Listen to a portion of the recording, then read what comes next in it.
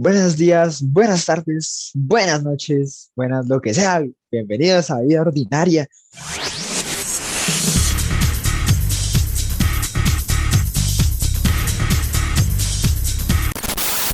Bueno, en el día de hoy no, hace unos meses tuvimos a un gran invitado, pero antes de que contemos eso, Tomás, ¿cómo estás? Muy bien, para que se hagan una idea, literalmente esta intro la volvimos a grabar porque hicimos un saludo y a Juan le dio bastante pena ajena, así que eh, pues nada, quería simplemente No, contar no, eso. no, Eh, toca tampoco. O sea, yo he hecho cosas de he perdido mi dignidad a TikTok. Pero, uy, no, eso baila. Entonces, no, otra vez. Y eh, nada, pues, para darles un contexto, ese capítulo debe haber salido hace harto tiempito, pero pues, por lo mismo que la misma razón del otro capítulo, pues no salió. Y faltaba la intro, la explicación. Entonces, vamos a ello, ¿cierto, Tomás? sí, a ver, básicamente para dejarlo aún más en claro, nosotros como tal sí habíamos grabado una entrevista cuando digamos que llevábamos en ritmo normal de grabación, o sea, es decir, hace pues como 3 4 meses. Em, y habíamos tenido una entrevista, tal. ¿Qué es lo que pasa? Que yo fui un poco cara de fombra y se me olvidó darle el botón de grabar cuando ya estábamos iniciando la entrevista. Entonces, cuando revisé evidentemente el archivo de grabación, pues está cortada, ¿listo? Entonces decidimos pues grabar esta intro, pues explicando eso y pues nada. La persona que tenemos el día de hoy es Federico Díaz Granados, es un poeta que digamos que ha hecho bastantes cosas importantes, ha participado en muchas ferias del libro, en muchas cumbres de poesía y pues lo pueden buscar, literalmente él fue muy entretenido grabar con él, la verdad, hablamos sobre muchos temas, hablamos sobre cosas que normalmente a él no se le suele escuchar tanto, pues como que tocar cierto tipo de temáticas, por ejemplo el tema del fútbol, como es su día a día, sus aficiones, él es fan de Star Wars, entonces también hablamos un poco de eso. Así que pues nada. Y también pues les tenemos un anuncio especial. Y es que pues evidentemente dentro de en plan que tenemos, que era de 24 episodios, esta primera temporada, pues en siguiente episodio, este es el número 11, en siguiente es el número 12, que sería la mitad de temporada. Y es por eso que vamos a tener un especial sobre un tema en particular que a mí digamos que tenía ganas ya de como que tocar ese tema porque es algo que a mí en lo personal me ha gustado mucho, ya después lo estaremos compartiendo por redes, pero va a ser un especial bastante bonito, así que digamos que van a haber cambios y van a haber cosas diferentes a los demás episodios, así que esperemos que les guste mucho. O sea, tenemos fe que ese episodio se suba a final de esta semana, es decir, por ahí del viernes en adelante, esperen ese episodio, que ya sería de mitad de temporada, que la verdad yo en lo personal no me esperaba llegar a 2 episodios. ¿Tú te lo esperabas, Juan?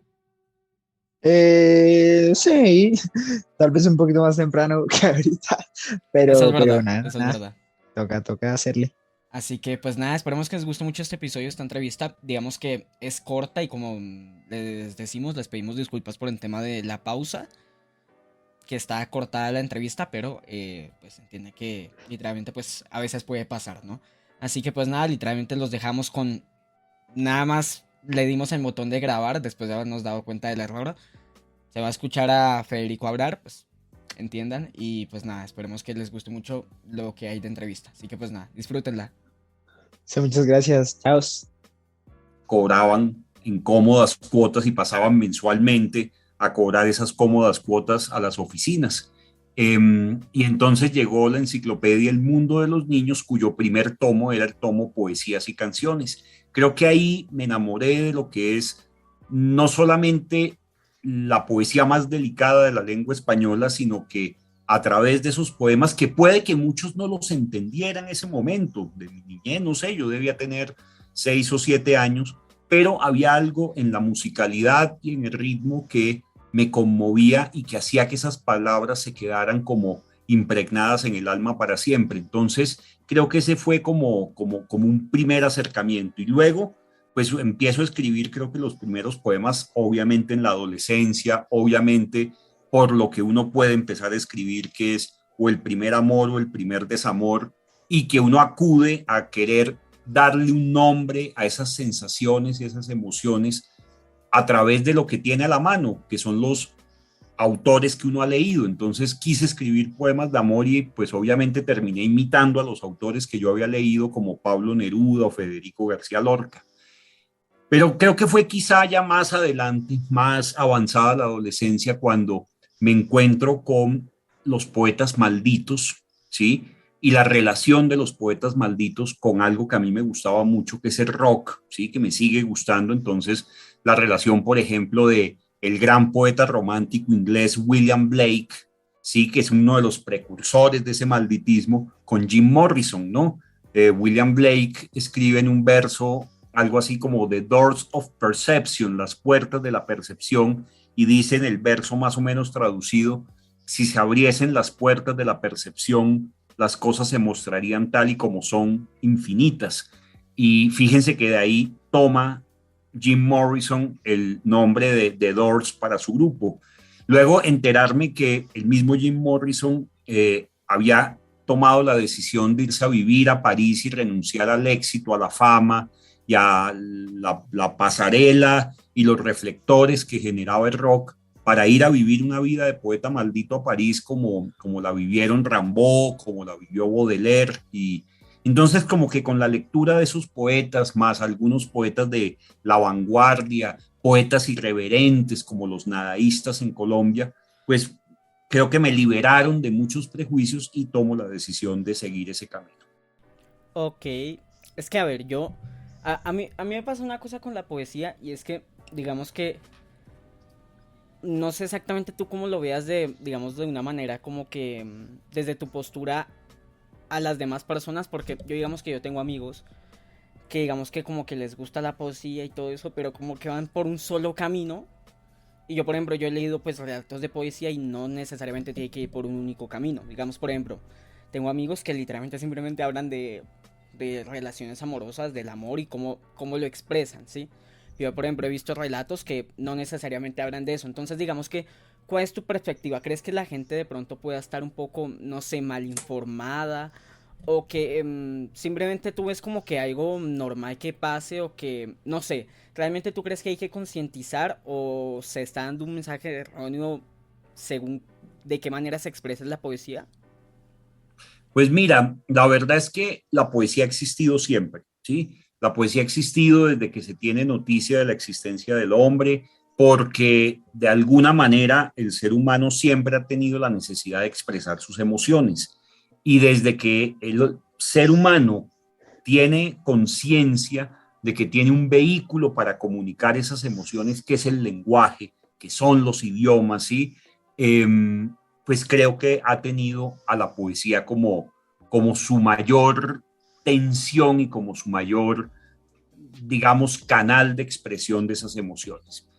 ¿Qué ha pasado? Que si bien la poesía en la antigüedad era más para ser como cantada y recitada en grandes auditorios, pues esto se fue perdiendo con el paso del tiempo y la poesía se volvió parodiando lo que decía un conocido intelectual y periodista colombiano, Álvaro Castillo, en su emisora, la HJCK, que decía que era una emisora para la inmensa minoría. Creo que la poesía siempre ha sido como para esa inmensa minoría, porque la poesía convoca más una lectura íntima, una lectura donde tú vas a escuchar tus propias entrañas y tus propios sentimientos. Entonces, en esa medida, la poesía nunca ha sido, digamos, la más popular, ni en los mercados editoriales, ni en las grandes ferias, ni en las grandes coyunturas publicitarias o mediáticas. Siempre, si hay un lugar para la literatura que ya está relegado, o sea, si tú te das cuenta, la cultura tiene un lugar cada vez más relegado en los grandes medios, en las redes sociales. Confundimos cultura con entretenimiento y, y sin embargo la literatura pues sigue ahí arañando de alguna manera algún reconocimiento. Pues si le llega ese reconocimiento es a los narradores, pocas veces a los poetas y pocas veces a la poesía. Sin embargo, la poesía sigue ahí y nos sigue acompañando, y cuando la sociedad vive momentos muy difíciles es cuando más proliferan los poemas. En los periodos de guerras o entre guerras ha sido precisamente la poesía la que ha servido de canal de expresión y de testimonio de un momento. Entonces, los temas de la poesía van a ser los mismos, si te das cuenta. Desde la antigüedad hasta nuestros días puede haber miles de subtemas, pero siempre van a desembocar en lo mismo, que es el amor, la muerte, los recuerdos, la infancia, la pregunta por algo metafísico, la existencia o de Dios o de algún ser superior, y pare de contar, y el paso del tiempo. Y el milagro de la poesía está en que no importa en qué latitud, no importa en qué generación, no importa en qué momento se escriba, pues de todas maneras va a hablar de esos temas como si fuera la primera vez. Imagínate, Tomás o Juan, que ustedes escriban un poema de amor ahorita, el poema que pueden escribir dos jóvenes bogotanos que están sintiendo unas emociones muy particulares y lo escriben un viernes 15 de julio en la noche. Y piensen que al otro lado del mundo, ¿sí? En Australia, en Corea, en Japón, puede haber un joven de la misma edad de ustedes que está sintiendo exactamente lo mismo y que cuando por algún azar lea ese poema diga, uy, Tomás o Juan estaban hablando de algo que yo estaba sintiendo y no sabía cómo decirlo. Yo no sé si a ustedes les ha pasado cuando leen un poema o escuchan una canción que ustedes dicen, yo hubiera querido decir eso, pero no sabía cómo decirlo. Ahí es donde está el milagro de la poesía. Es una pregunta, pues digamos, ¿no? Si yo quisiera escribir poesía ya ahorita, pero no tengo como ningún conocimiento previo de cómo escribirla, su merced, para su merced, ¿cuál sería un consejo como para mí que apenas estoy empezando a escribir poesía? Pues mira, yo creo que pasa como con todas las artes. Uno empieza imitando algo que le gusta. Si eres músico, empiezas sacando unos acordes parecidos a los músicos que tú escuchas con frecuencia. Si eres pintor, fíjate que si tú estudias, por ejemplo, Bellas Artes, a lo primero que te van a invitar tus profesores de artes en la universidad es a que vayas a un museo y copies a los grandes pintores, ¿sí? Entonces te llevan a la donación Botero y te dicen, escoja determinado pintor y trate de imitar el trazo. O sea, empezamos de alguna manera, porque no nos estamos inventando nada, empiezas imitando. Entonces, un consejo para llegar a la poesía es, por supuesto, leer poemas de buenos poetas, poetas con los que tú te vas encontrando o vas buscando por curiosidad, llegas a una librería en cualquier momento, tienes que ir a Panamericana a comprar unos materiales para el colegio, pues te pasas por la sección de libros y te pasas por la de poesía y empiezas a hojear y de pronto un poema te atrapa,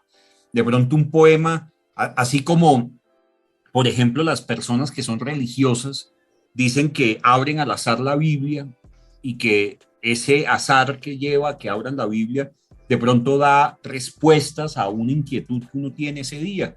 Pasa lo mismo con la poesía, o sea, que de pronto hay un libro que abres al azar y te encuentras con un poema, con un verso, una línea que está definiendo lo que tú estás sintiendo en ese momento.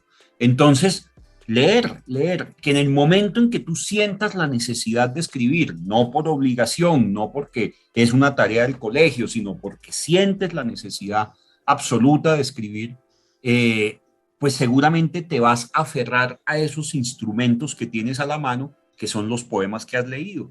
Y así poco a poco hasta que vas encontrando tu propia voz.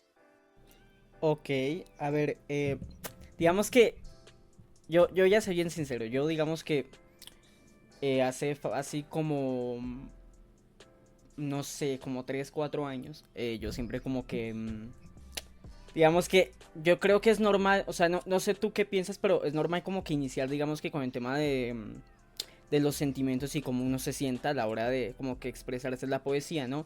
Entonces, no sé si a ti te pasó, digamos que en tu adolescencia, digamos pues ya, digamos que ya con el pasar del tiempo, que digamos que te gustaba a alguien, ¿no? La típica, ¿no? Te gustaba a alguien y literalmente escribías lo que Sí. sentías por un poema. Entonces, digamos que bajo tu perspectiva, ¿cómo era eso?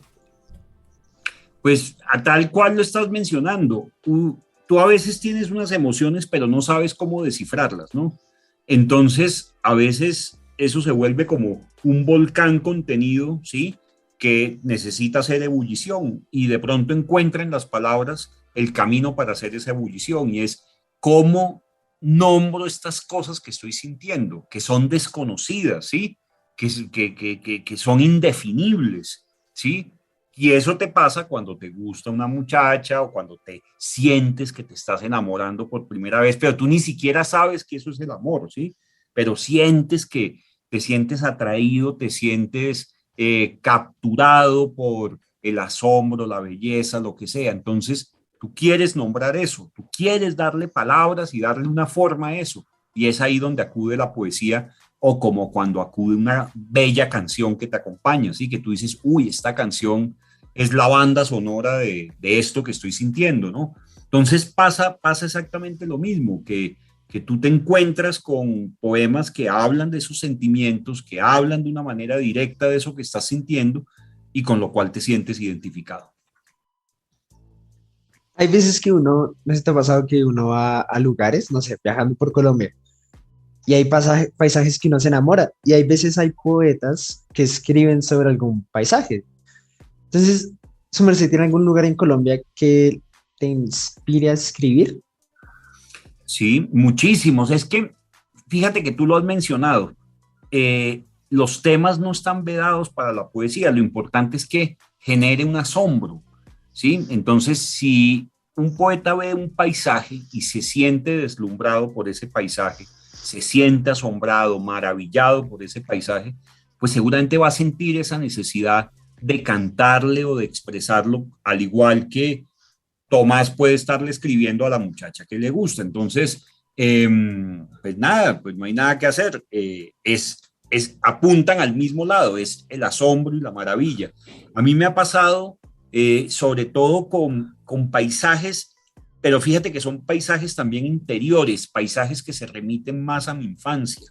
Entonces, por ejemplo, recordar parajes de Bogotá o de Santa Marta, donde yo pasé muchos momentos de la infancia. Entonces, como que recordar eso, evocarlo y traerlo de una manera viva, pues me resulta maravilloso. De pronto, ver un atardecer en el mar de Santa Marta y que me remita al mismo color de un atardecer que vi hace 30 o 40 años, pues seguramente me va a asombrar bastante. Ok, a ver, digamos que tú personalmente, ¿cuál crees que es como de que, o sea, con qué tú te sientes más cómodo para escribir? Es decir, digamos que, por ejemplo, ya hablamos, digamos que, por ejemplo, pues cuando uno tiene algún sentimiento por alguien o en tema de los paisajes, pero digamos que dentro de todos los tópicos, que evidentemente pues, es muy variado, digamos que con qué tú te sientes bien cómodo, que es literalmente como que, ok, tengo la idea, escribo y sale de manera tan natural y fluye todo tan fácil, digamos que con qué tópico, con qué tema realmente tú te sientes bien cómodo. Generalmente es con algún tema que tenga que ver con la infancia. O sea, como que siento que la infancia, como dicen muchos escritores, es un paraíso perdido, ¿sí? Porque es un mundo, o sea, ustedes ahora entran en una edad en la cual pues ya van a tener mucha más cercanía con la adultez que con la niñez. Y cuando se van acercando a eso, empiezan a echar de menos esas cosas maravillosas y era que en el mundo de los niños pues uno no tenía problemas, uno no tenía que pagar cuentas, uno no tenía que, o sea, la única responsabilidad era que le fuera, que le tenía que ir a uno bien en el colegio, no más. Pero de resto era un mundo de fantasía, un mundo donde había regalos, había juguetes, había consentimiento de parte de los mayores. Por eso muchos escritores dicen, es que lo más importante para el mundo de un ser humano son los primeros años de su vida. Entonces, en mi caso, siento que lo que más se me facilita es que a través del lenguaje poético yo recupero de alguna forma ese mundo y ese paraíso perdido de la infancia. Ok, y digamos, yo por ejemplo, a ver, no, digamos que tratemos como que hablar un poco de esas cosas de la infancia, porque digamos que yo, por ejemplo, yo toda esta última etapa, digamos que pandemia, pospandemia, ¿no? Todo esto. Pues digamos que sí fue como que, o sea, sí sentí como que un choque de sentir como que, ok, hay un montón de cosas que dejé de hacer, que yo cuando era niño me marcaron mucho y me hacían muy feliz, que hoy en día pues estoy retomando de nuevo porque era literalmente lo que me hacía feliz. Digamos tú, por ejemplo, en tu infancia, ¿qué cositas como que tú realmente recuerdas mucho que te hacían súper feliz y que te encantaría volver a revivir? Pues sin duda alguna, algo que todavía trato de conservar, ¿sí? Y aquí que pues los oyentes quizá no lo ven, pero yo te estoy viendo y estoy viendo, por ejemplo, en el cuarto de Tommy, todo un universo iconográfico basado en la cultura pop contemporánea, en el cómic, en la cultura manga, ¿sí? Y, y me siento totalmente identificado porque eso te va a acompañar siempre. Tengo 48 años y si tú vas a mi oficina o entras a mi cuarto te vas a encontrar pues puros íconos de Star Wars, porque es lo que más me remite a ese mundo de infancia. Fue como mi gran épica, ¿no? Fue como el gran mito fundacional de lo que yo sentí que era la historia de mi vida. Entonces, el mundo de Star Wars sigue siendo un mundo muy presente, muy particular, que se pudo transmitir de generación en generación. Entonces mi hijo también muy joven se aficionó a Star Wars y así sucesivamente. Entonces me emociona mucho que eso se conserve y no perder esa mirada de niño frente a muchas cosas. Y digamos que hay algo, digamos que uno como que hay cosas como que son ciertas modas y ciertos gustos que tiene la gente en general, pero como que uno no cachó como que a eso especial que tenía eso que resultó siendo una moda. Yo, por ejemplo, con el tema de Star Wars, yo a día de hoy no o sea, entiendo lo mismo que, no sé, que este papel. Me hago entender, no entiendo nada, ¿sí? Sí, Y digamos que sí fue como que, ok, de pronto en el momento en el que estaba como que en ese hype, esa gran expectación, ¿no? Que todavía la sigue habiendo, obviamente, y se sigue, todo ese universo se sigue expandiendo a día de hoy. Pero digamos que yo me acuerdo que de niño, por ejemplo, se hablaba un montón de los personajes y todo eso, y como que yo no llegué al no momento conectaste. justo. Sí, exacto. ¿Con qué cosas a ti te pasaba algo similar?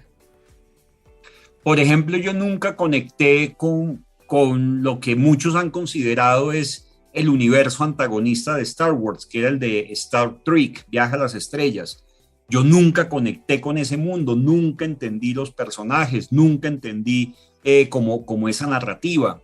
Creo que me sumergí tanto, pues al punto que hoy en día dicto un curso a estudiantes de grado 11 eh, que se llama El viaje del héroe y está basado digamos, en la teoría del monomito del héroe que planteó un antropólogo norteamericano llamado Joseph Campbell y en la cual se sustenta Star Wars y muchas de las historias de héroes, ¿no? Inclusive del cómic.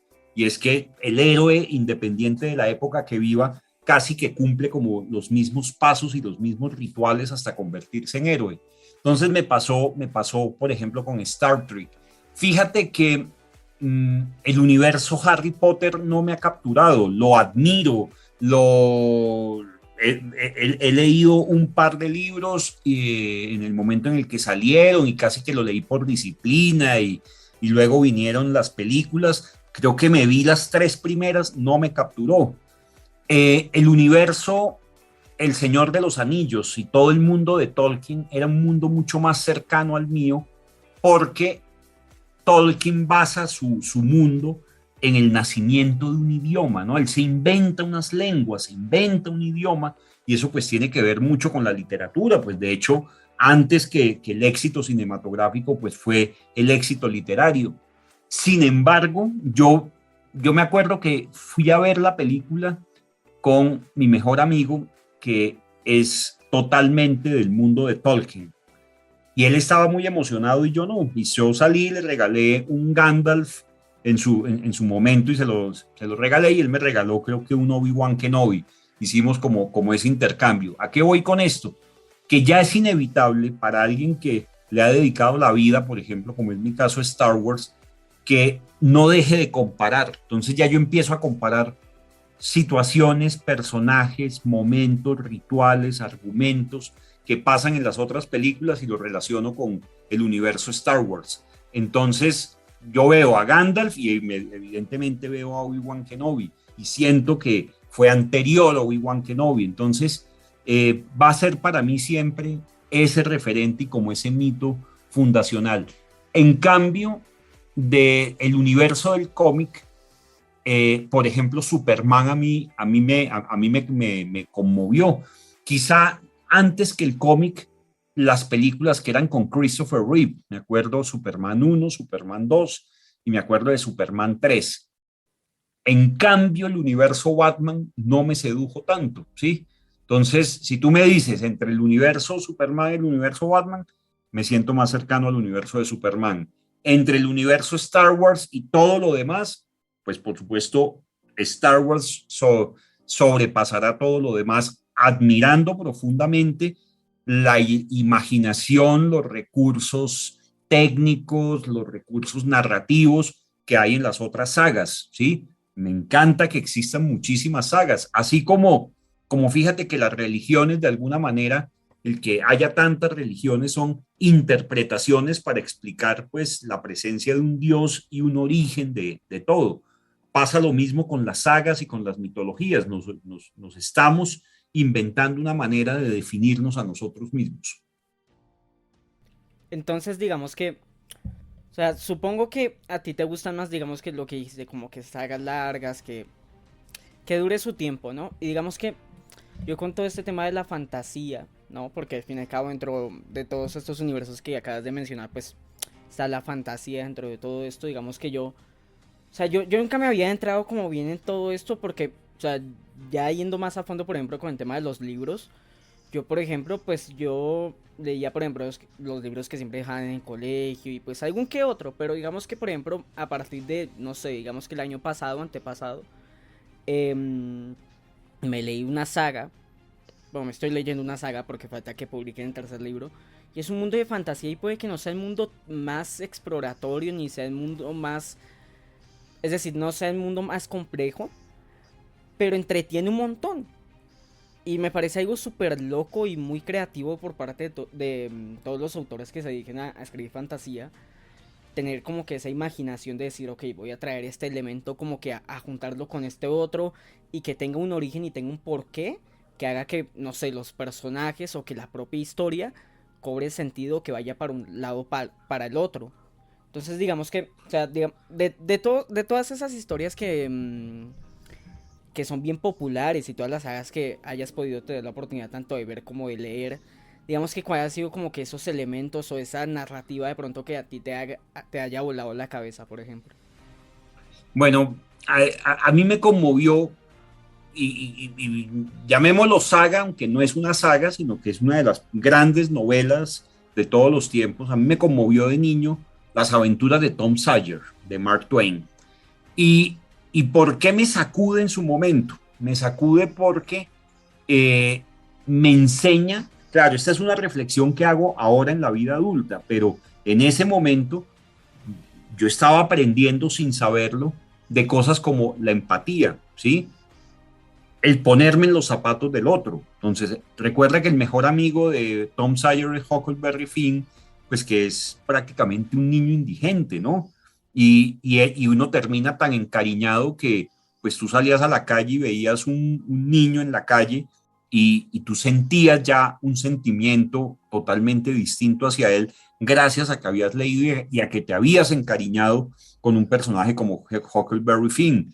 Hay una escena en Tom Sawyer cuando él con Huck y otro amigo se van al río Mississippi y empiezan a jugar a los piratas y se pierden en el río y en la casa de Tom Sawyer creen que se ha muerto, creen que se murió en el río y la tía Polly lo está llorando y los primos lo están llorando y los vecinos lo están llorando y él se da cuenta de eso y entonces él no puede soportar ese remordimiento y aparece, dice, no, acá estoy vivo, ¿no? No me pasó absolutamente nada. Entonces fíjate que sí nos enseña cosas de la empatía. Y hubo otra novela que leí mucho más adelante que se llama El guardián entre el centeno, de Jerome David Salinger, que es una novela yo creo que debe leer también todo joven. Se volvió un símbolo en los Estados Unidos. El personaje Holden Caulfield es un personaje que se toma 3 días en Estados Unidos, en Nueva York, porque sabe que lo van a echar del colegio, y antes de que llegue la noticia, pues él quiere vivir un momento de libertad, y es como su gran ritual de iniciación del paso como de la adolescencia a una juventud un poco más seria. Y pues en esa soledad de Nueva York, pues conoce la miseria humana, se siente solo, entiende como la parábola de la soledad. Fíjense que fue tan importante Holden Caulfield que marcó a generaciones de lectores norteamericanos. Su personaje Holden Caulfield inspiró a personajes incluso antagonistas de todo, como asesinos. El asesino de John Lennon, Mark David Chapman, antes de dispararle a John Lennon, estaba leyendo El guardián entre el centeno y hizo todo el recorrido que hizo Holden Caulfield cuando llegó a Nueva York, y él lo hace también hasta llegar al edificio Dakota en West Central Park, donde le dispara a John Lennon, y en vez de huir, se sienta, saca de su mochila el libro y empieza a leerlo. Entonces es un libro también que me sacudió la cabeza en ese momento. Bueno, pues yo no sé cuántos libros me los haya leído, pues yo creo que son demasiados. Antes de elegir la carrera que se estudió, se cree que todos esos libros sirvieron para canalizar la carrera. Sin duda, porque fueron allanando un camino. Entonces permitieron dos cosas. Uno, agarrarle un profundo amor a la lectura, a las grandes historias y a los bellos poemas, ¿sí? Y a la poesía como instrumento de tener una relación distinta con el lenguaje. Y en segundo lugar, pues en tenerle un afecto a los libros, en desarrollar a través de la lectura, por ejemplo, uno no lo cree, pero la lectura de literatura te va formando en la lectura crítica. Hay profesores, yo lo sé, que dicen, no, hay que leer solo textos científicos o textos de ciencias sociales o textos filosóficos, ¿sí? Y no literatura, porque necesitamos desarrollar el pensamiento crítico, y resulta que la literatura te va generando ese pensamiento crítico porque tú tomas partido en una situación, ¿sí? Porque hay situaciones, yo creo que a ustedes les pasa incluso viendo una película, en que tú te pones del lado del villano, porque hay unos elementos psicológicos en ese villano que hacen que tengas empatía con ese villano, ¿sí? Entonces, eso te va a hacer de alguna manera un lector mucho más crítico, que no va a tragar entero, que no va a, a dejarse vender el cuento de que el mundo es de buenos y malos, ¿sí? De blanco y negro, sino que este es un mundo lleno de matices, ¿sí? Donde todos tenemos unas verdades parciales, ¿no? Y ese es el pensamiento crítico, saber discernir en esas verdades parciales, pues para llegar a consensos sociales. Entonces aquí los tres podemos tener ideas totalmente distintas, pero si vamos a convivir en una sociedad, pues tenemos que ponernos de acuerdo en cosas mínimas, y la literatura nos ayuda a eso. Bueno, pues pasemos un poco a otro tema, ¿no? Su merced ha sido participante en tertulias literarias, ¿es verdad? Sí, la tertulia siempre va a ser un lugar de conversación, y es que quienes están cercanos a las artes, a las ciencias sociales, en fin, necesitan conversar precisamente para llegar a estos acuerdos y estos consensos sociales. Grandes movimientos artísticos y grandes debates políticos se han dado a través de las tertulias a lo largo del tiempo. Las más famosas en Colombia eran la tertulia El Mosaico, que había fundado don Ricardo Silva, el papá de José Asunción Silva, nuestro mayor poeta, y luego la tertulia de la Gruta Simbólica, que eran amigos que se reunían en una casa para huir del famoso toque de queda, porque el toque de queda empezaba a determinada hora, terminaba en la madrugada, y era el toque de queda cuando la guerra de los 1000 días. Entonces se quedaban en las casas y armaban el pretexto de quedarse en las casas encerrados conversando sobre literatura, cultura, historia. Entonces esas tertulias se han revivido en este siglo XXI, finales del XX, y pues he tenido la fortuna de participar de muchos de esos y de darme cuenta de cómo sí se genera un espacio de conversación, y cuando hay un espacio de conversación, creo que también se presta para que haya muchas distensiones. Nosotros podemos tener diferencias, ¿sí? Los tres podemos tener diferencias y como no nos vemos nunca, pues se ahondan esas diferencias. Pero resulta que si tenemos la posibilidad de vernos con cierta frecuencia y conversar sobre esas diferencias, pero conversar con respeto, desde la cordialidad, pues tengan la seguridad que se bajan las guardias y vamos a poder llegar a consensos mucho más fáciles. ¿Cómo se hace parte de una tertulia literaria? O sea, por ejemplo, yo, ¿cómo podría ingresar a alguna? Pues mira, lo primero es enterarte qué tertulias hay en una ciudad como Bogotá. Hay muchísimas. Eh, Generalmente en las bibliotecas que hay en la ciudad se hacen conversatorios y tertulias.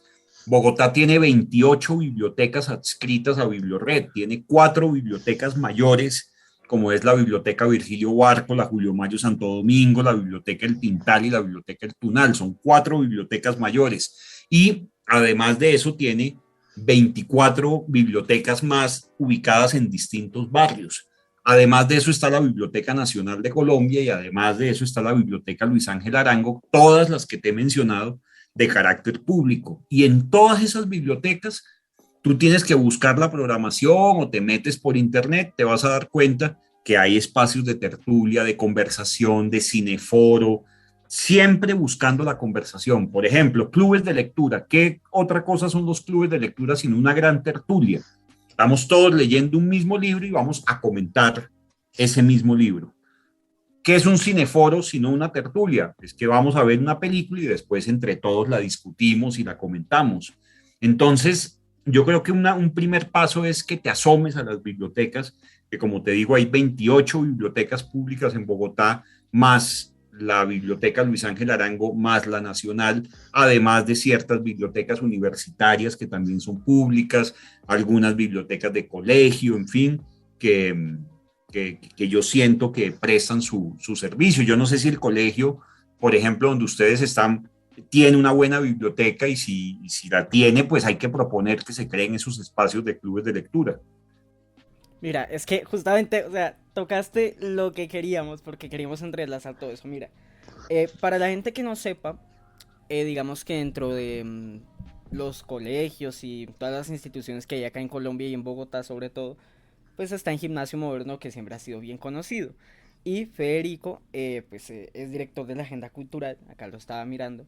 Y digamos que dentro de los invitados que hemos tenido y todo, pues hemos hablado, digamos que sobre las lecturas obligatorias que muchas veces ponen los colegios, ¿no? Y pues digamos que yo no sé exactamente cómo se maneja en el Gimnasio Moderno, pero digamos que bajo tu perspectiva, ¿cuál es tu punto de vista acerca de las lecturas obligatorias que dejan los colegios? ¿Estás de acuerdo o te gustaría que se manejara de diferente manera? No sé cuál es tu punto de vista. Mira, yo nunca he estado de acuerdo con la obligatoriedad, porque la obligatoriedad siempre va a restringir las libertades mínimas, ¿sí?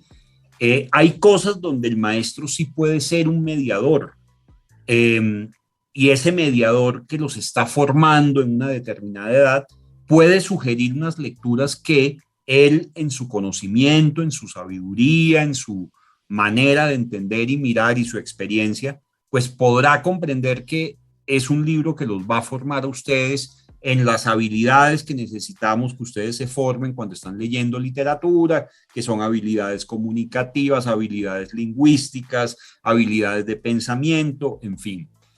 Pero siento que debe ser más una sugerencia. A mí me tocó una generación en la que había que leer por contenidos más que por comprensión. Entonces teníamos que memorizar lo que leíamos porque se hacían controles de lectura a partir de fichas memorísticas, ¿no? Memotécnicas que decían. Entonces, una pregunta es, ¿quiénes son los personajes principales de la novela Cien años de soledad? ¿Quiénes son los personajes secundarios? ¿Qué ocurre en la trama en tal página? ¿Cuál es el desenlace y el nudo de esto? ¿Cuál es el contexto histórico? Entonces, como uno se sabía eso, tenía que aprenderse eso de memoria. Las editoriales, que ante todo son unas multinacionales económicas, ¿sí? Pues se dieron cuenta de este craso error que cometían los profesores y se inventaron los libros resumidos, se inventaron las guías de lectura donde ya venía respondido eso. Entonces, el túnel de Ernesto Sábato, argumento, contexto, biografía del autor, características de los personajes principales, características de los personajes secundarios, etcétera, etcétera, etcétera. Entonces, eso fue lo que le tocó un poco a mi generación. Ustedes ya les toca una generación en la que eso cambie, en que ustedes se supone les están evaluando más unas habilidades de lectura, ¿sí? Y para eso no es necesario, digamos, que ustedes se masacren leyendo unos libros que de pronto no son propicios para la edad en la que ustedes están. Un ejemplo, hay que leer a los clásicos, por supuesto, por algo son clásicos, ¿sí? Pero hay que saber en qué momento se leen. Entonces, qué bueno que yo les pueda dar una invitación a ustedes a que lean la Ilíada o la Odisea, ¿sí? Y decirles y tratar de relacionarles, tú sabes que Star Wars tiene una gran conexión con la Ilíada y que sin duda alguna George Lucas leyó la Odisea y que seguramente hay unas conexiones entre el viaje del héroe clásico y el viaje del héroe moderno para que ustedes lo entiendan, y para eso vamos a leer un capítulo en el cual ustedes queden empapados de lo que pasó en esa Grecia antigua y la importancia de esa Grecia en nuestra sociedad de hoy, pero sin necesidad de meterse en un mundo que es más para unos especialistas. A mi generación le tocaba leerse el Quijote completo en 8º grado. Obviamente, eso lo que iba a lograr era que odiáramos el Quijote para toda la vida. En cambio, si uno sabe escoger unos capítulos del Quijote, pues se va a dar cuenta del maravilloso personaje que es él, el maravilloso personaje que es Sancho Panza, el mundo que simboliza y las razones por las cuales pues renovó pues la lengua española y la alteró para siempre. Entonces, en ese sentido, nunca he sido amigo de esa obligatoriedad. Creo que sí hay que leer por determinadas épocas, temas, pero se debe llegar a consensos. Entonces, no sé, están en un curso donde están viendo literatura latinoamericana, pues yo propongo 3, 4 libros y lleguemos a un consenso a partir de una búsqueda previa, a partir de una exploración inicial, pues llegamos a un acuerdo sobre cuáles deben ser esos libros que vamos a leer para el resto del semestre o del año. Me parece muy curioso que a pesar de que en los colegios pues hayan libros obligatorios, por ejemplo en el nuestro son 4 libros en todo el periodo, en todo el año escolar.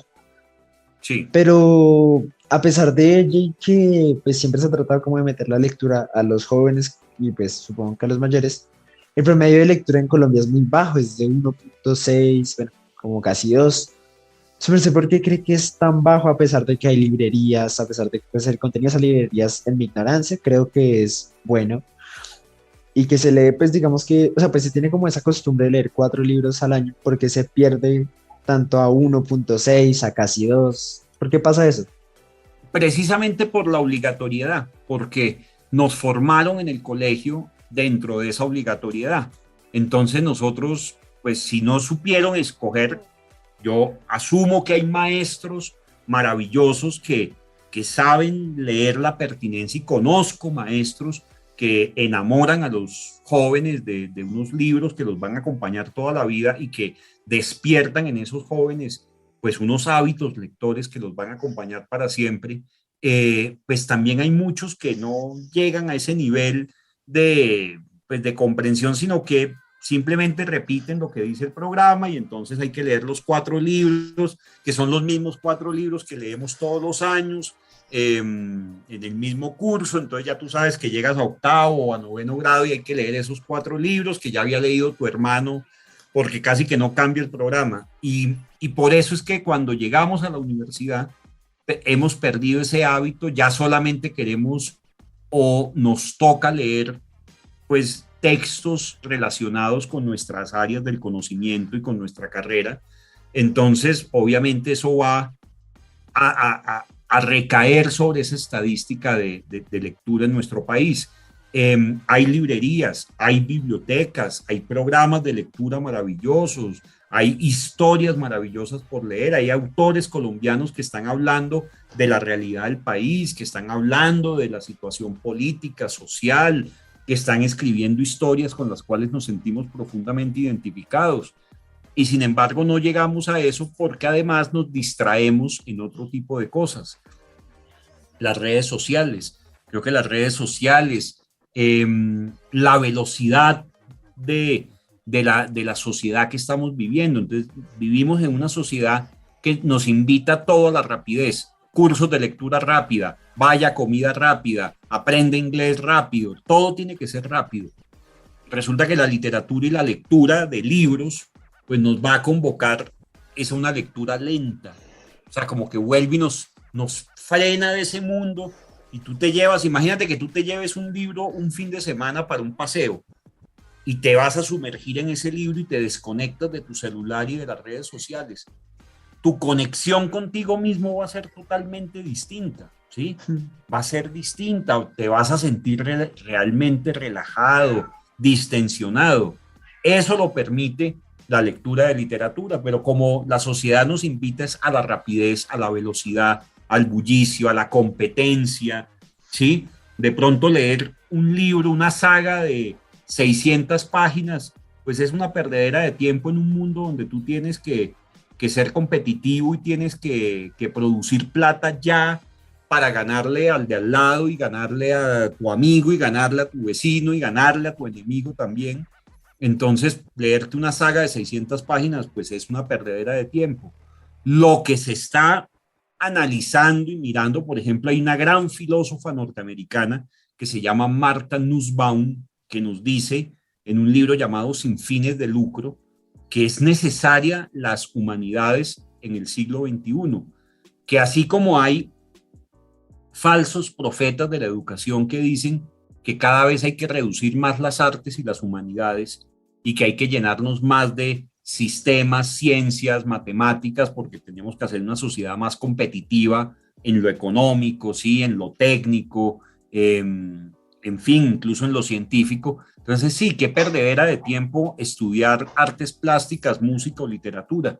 Resulta que ella dice todo lo contrario, dice precisamente una sociedad donde se fomente el humanismo, donde se fomenten las artes, pues va a ser una sociedad mucho más sensible, por consiguiente va a llegar más rápidamente esos acuerdos sociales, seguramente va a ser una sociedad más desarrollada. Un ingeniero de sistemas que tiene que ponernos a el internet a una velocidad insospechada, que nos conecta con todo el mundo. Imagínense ese ingeniero del lado de las humanidades, consciente y sensible al arte, pues seguramente va a aportar para una sociedad mucho mejor y no para una sociedad tan competitiva y tan despiadada como la que vivimos. Es que Hay yo... veces, qué pena te interrumpo, Dale. hay veces siento que el arte ayuda mucho a que como que uno se canalice, o sea, uno a veces está muy disperso. Yo toco piano y pues cuando yo toco piano, hay veces me distraigo tanto que como que la mayoría de los problemas que están a mi alrededor, como que en cierta manera, como que se desaparecen un ratico y cuando vuelven ya tengo una noción más simple de ellos, como que ya puedo, como de cierta manera, como tratarlos de una mejor manera, de una forma más eficiente. Y lo que me dijo es verdad, en esa sociedad ahora es mucho de noticia y notificación, información, información, información, que uno se empieza como a llenar y no termina de procesar todo. Entonces, hay como un problema que pues tal vez la gente no se da cuenta, pero pues pasa eso, uno empieza a llenarse de tanta información, tantos problemas que va a haber un momento en el que uno diga, yo no puedo hacer, y va a llegar una máquina que sí lo puede hacer, pues. Así va a ser, así va a ser. ¿Y tú qué ibas a decir, Tommy? Ah, no, es que, o sea, yo personalmente siento que todo tiene que ser como que más ameno, el hecho de disfrutar como que cada proceso. Y por ejemplo, con el tema de las lecturas obligatorias, yo siempre he pensado que como que tú vas en el piso 1, no vayamos de una en piso 27. Entonces, ¿qué pasa? Es el hecho de los relatos. Yo, por ejemplo, atrás, yo tengo algunos libros de Jane Austen. Tengo en De Persuasión, Sí, tengo en De Orgullo y Prejuicio, bueno, tengo un par más. ¿Y qué pasa? Los estoy leyendo a mi gusto, a mi tiempo, de manera calmada, tal. Y no es lo mismo estarlos leyendo por mi cuenta que si, por ejemplo, no sé, un caso hipotético de que esos libros me los pongan, por ejemplo, en el colegio. No va a ser lo mismo. sí, Entonces, sí. Creo que es el hecho como que de que realmente más allá de que sea algo más evaluativo, es el hecho de que en verdad se disfruten las lecturas y que como que esa misma variedad que hay, pues que la gente la pueda disfrutar y que pueda como que, ok, entender la narrativa, entender pues en por qué cada libro, los argumentos que muchas veces los autores tratan de poner, ¿no? Entonces digamos que yo realmente siento que la lectura debería ser para que cada persona se pueda adaptar de la manera como quiera. Digamos que el colegio, no sé si necesariamente es una barrera, pero sí creo que como que forza en algunas cosas a que evidentemente la lectura, pues más allá de la eficiencia o ineficiencia que se pueda generar, a que en proceso simplemente sea algo evaluativo y no simplemente algo como para disfrutar. Es así. Yo prefiero mil veces que tú seas un lector de Jane Austen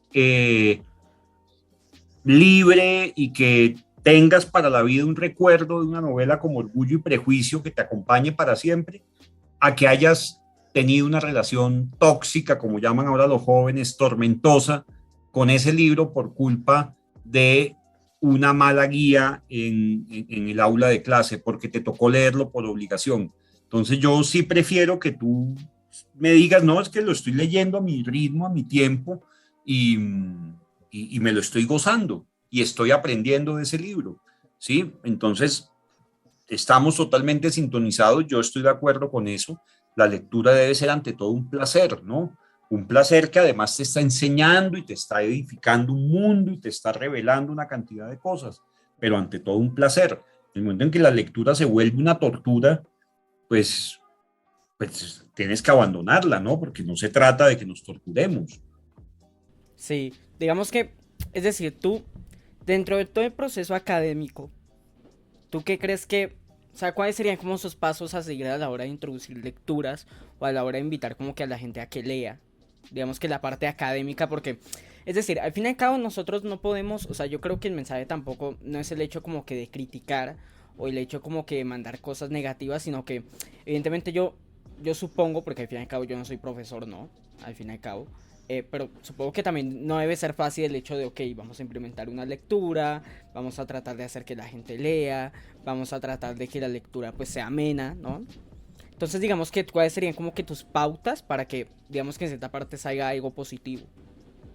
Sí, pues yo creo que lo primero y cuando nos estamos empezando a formar como lectores, lo más importante es la lectura en voz alta.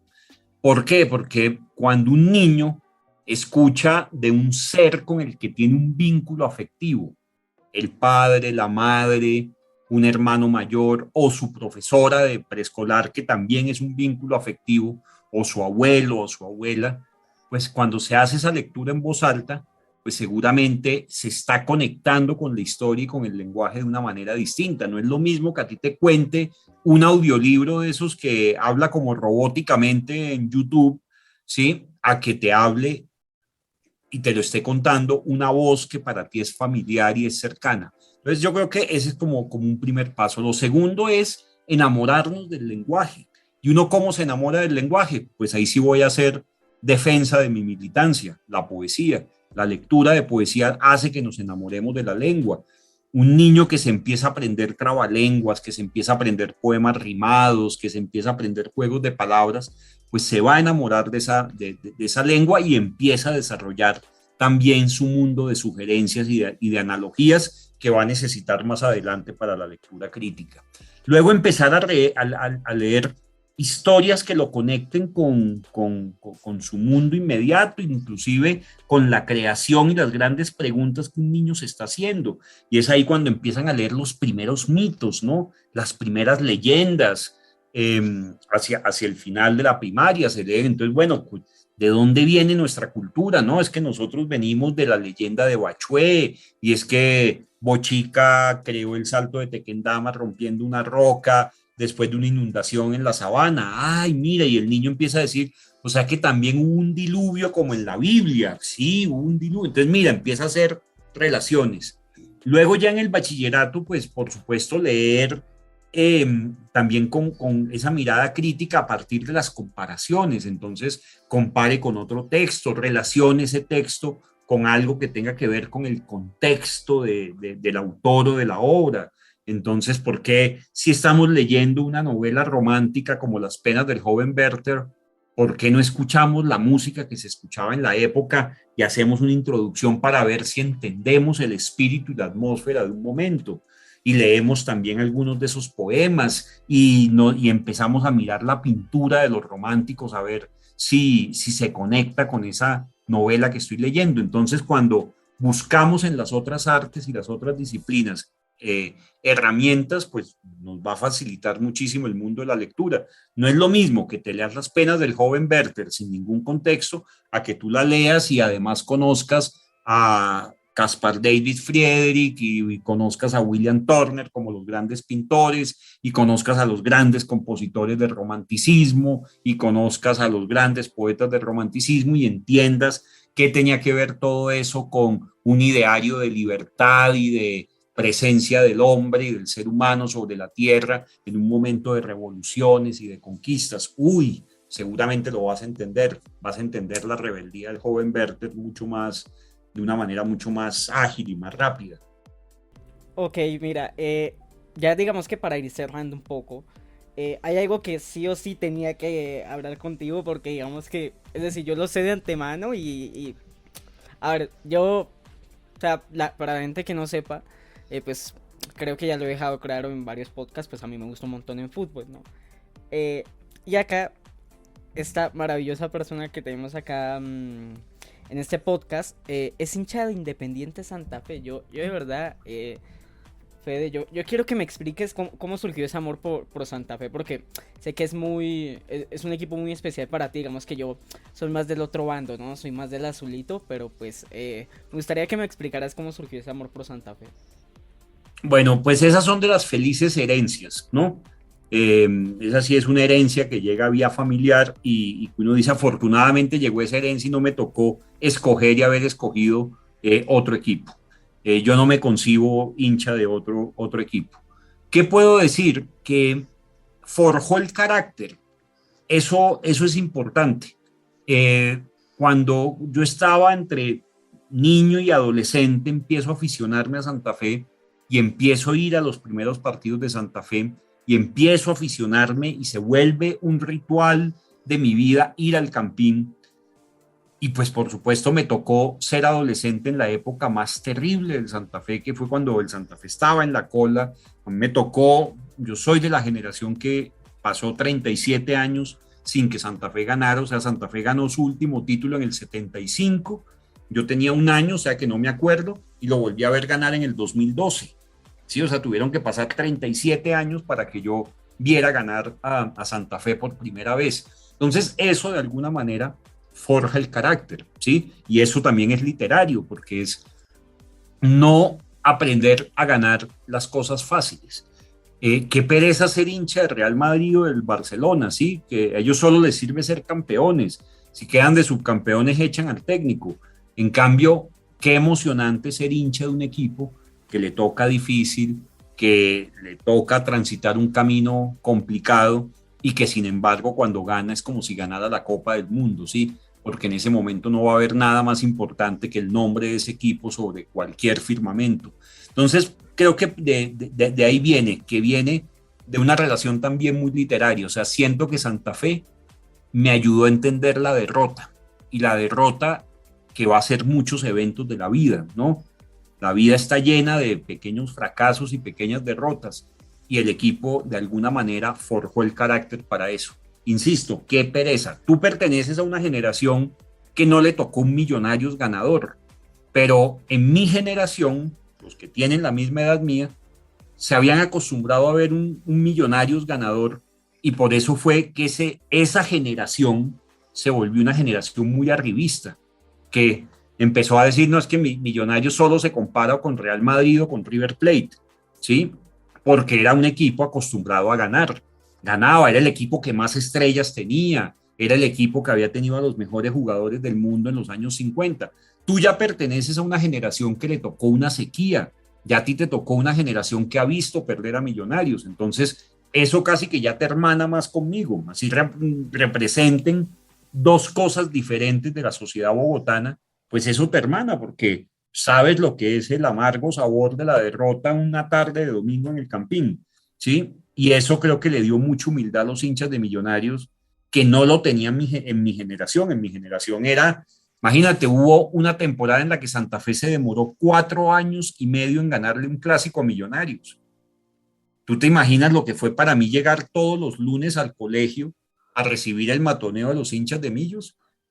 Eso era muy doloroso y era muy triste, y uno de niño empezando a formarse en ese mundo de ilusiones, pues era muy triste. Entonces, eh, es ver un poco todo esto, eh, ver el auge y caída de otros equipos, el América de Cali, ¿no? El América era el equipo de moda en los 80s, luego termina en la segunda división, ¿sí? Pero en los 80s era el equipo que estaba de moda, luego fue el Atlético Nacional, ahora el Atlético Nacional es el equipo que más estrellas tiene, ¿sí? Cuando históricamente había sido Millonarios. Entonces, fíjate que son cosas que cambian y que uno ve. Pero para mí el fútbol es el gran teatro de la vida, ¿no? Es el gran teatro que imita la condición humana.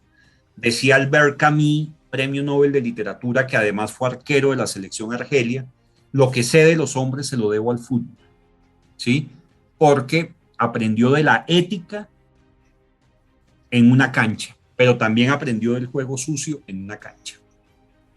Hay unas reglas, hay unas normas, a veces sobre el tapete está claro que hay un equipo que es más poderoso que otro, pero sin embargo cuando se enfrentan son 11 jugadores o jugadoras con 11 jugadores o jugadoras en la misma igualdad de condiciones.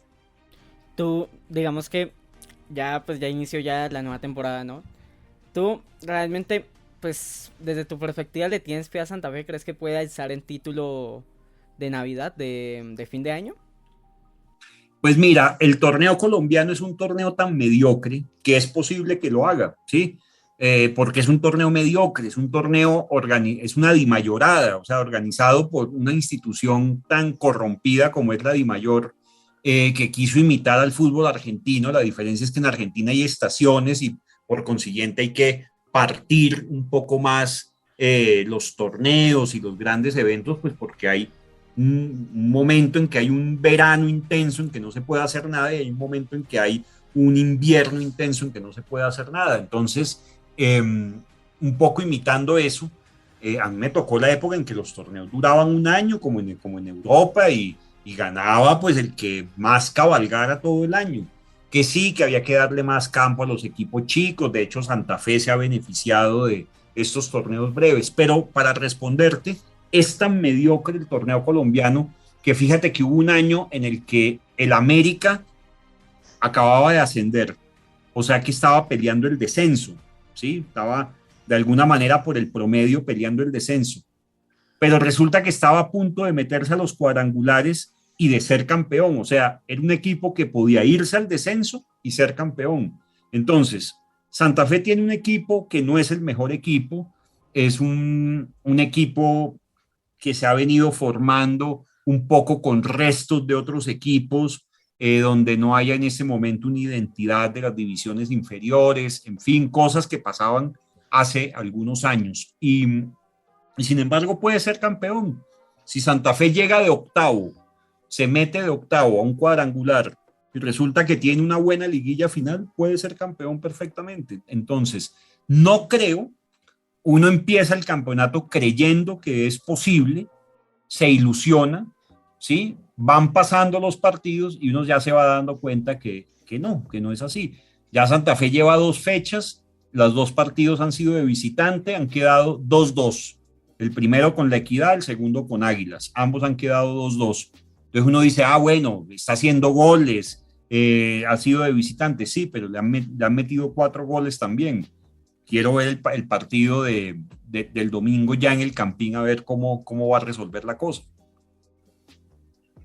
Bueno, pues muchísimas gracias, Federico, por haber participado en el programa de hoy. Nosotros sabemos que pues esa es la vida adulta, es como muy cargada, entonces de verdad apreciamos muchísimo que pues hayas podido compartir este momento de nosotros. ¿La pasaste bien? La pasé muy bien, de verdad, qué alegría. Me alegraron este viernes frío, oscuro, y pues me lo alegraron no solamente invitándome a recordar cosas, sino proponiéndome esta conversación tan interesante, tan inteligente, y donde yo también aprendo mucho de ustedes, yo aprendo mucho de las nuevas generaciones, aprendo de las inquietudes que tienen ustedes y eso a mí me enriquece pues muchísimo como ser humano. Lo mismo decimos, de verdad, creo que estas han sido las entrevistas de las que más yo siento que he aprendido, de verdad, creo que, La verdad, sí. sí, creo que de verdad Pues uno, qué chévere. sí, yo creo que en verdad uno, como que la cultura general que uno tiene cada vez se va expandiendo más mientras uno va conociendo gente y uno va aprendiendo del propio conocimiento que tiene la demás gente, así que de verdad, oye, de verdad, mil gracias por haber estado, No, ojalá no, puedas volver a estar en otro podcast, me encantaría, así que pues nada, de verdad, mil gracias por haber estado. con mucho gusto, Tommy, Juan, con todo el gusto cuando quieran, cuadramos, yo me programo, yo estoy pendiente y, y hacemos coincidir las agendas. Si ustedes me proponen el tema, yo estaré feliz de conversar con ustedes. ¿Verdad? Muchísimas gracias, la apreciamos mucho. Y bueno, pues a No, toda la gente que me interrumpo, toda la gente que nos está escuchando, de verdad, muchísimas gracias. Esperamos que les haya gustado el podcast del día de hoy. Y Federico, algo último que quieras decirnos. nada, quiero darles mi gratitud, mi abrazo a ustedes dos por esta invitación, pero de igual manera quiero invitar a todos los oyentes a que sigan participando y oyendo estos podcasts que seguramente van a traer más invitados y que lo más importante, algo de lo que dije el día de hoy, es proponer conversación. Una sociedad que propone un espacio de conversación es una sociedad que se puede salvar. Pues Bueno, nada, esperemos que entonces, les haya encantado este episodio y pues nos veremos con los siguientes. Muchas gracias por haber escuchado, compártalo mucho. Nos vemos, chao. chao, muchas gracias.